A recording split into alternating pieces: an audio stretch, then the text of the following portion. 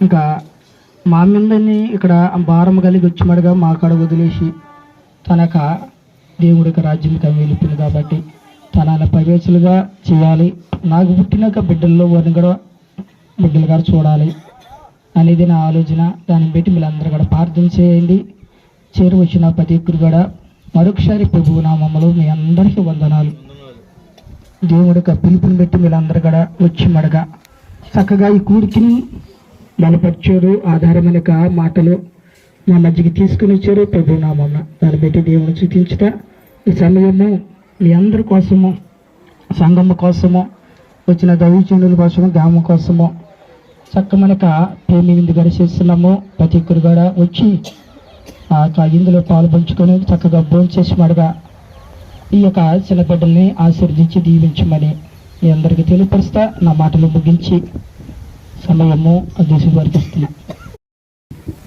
మన మధ్యలో పౌలు గారు వచ్చి 100 సరుకున అన్ని సరుకులు చేయాలి. మరి ఆయన మరి ఆభరణ కోరికలు పెట్టుకున్న వారి గురించి మరి సాక్షిపూర్వకంగాని మరి ఆయన సన్నిధిలో ఎదుగుతూ వచ్చిన మరి సంవత్సరాలు కనుక మరి ఆయన వందన సర్పణ చేస్తాడు. మనం విందాం.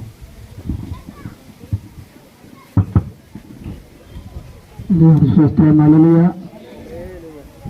ప్రేమిక బిడ్డలారా, చక్కగా కోరికను నడిపించడానికి చక్కగా మా మధ్యకి వచ్చిన దైవజనులకు కానీ రోజున మనందరం నిమిత్తమున మా సంఘం నిమిత్తమున మా గ్రామం నిమిత్తమున ఇద్దరు దైవజనులుగా నిలబడి చక్కమనకు వస్తమానం తెలిపరిచిన రంజిత్ గారికి, అలాగే మాకు ఆత్మీయ తండ్రిగా నడిపిస్తున్న నాయ గారికి వందనాలు.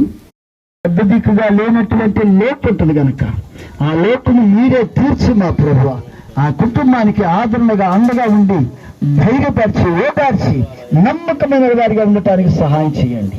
ముందైన భూములతో నింపి మహిమ పొందండి. మిగిలిన కార్యక్రమం అంతా కూడా మీ కాపుదల భద్రతను దయచేసి మహిమ పొందమని యేసు పరిశుద్ధ నామములో ఇస్తున్నాము తండ్రి. ఆమేన్. ప్రేమతో తెలియచేస్తూ నా మాటలు ముగిస్తున్నాను. దేవుడు తన మాటలు దీవించును గాక. చిన్న ప్రార్థన. కృప కలిగిన తండ్రి మీ వందనాలు. మా మహాకృపను బట్టి నాయన ఇప్పుడు మా ప్రభు మీ కుమార్తె రాహేలమ్మ గారి నాయన ఈ జ్ఞాపకాల కూటమిలో మీ దాసులుగా, మీ ప్రజలుగా, సంఘముగా మేమందరం కలిసి ఇప్పటి వరకు స్తుతించి ప్రార్థించి పాడి మా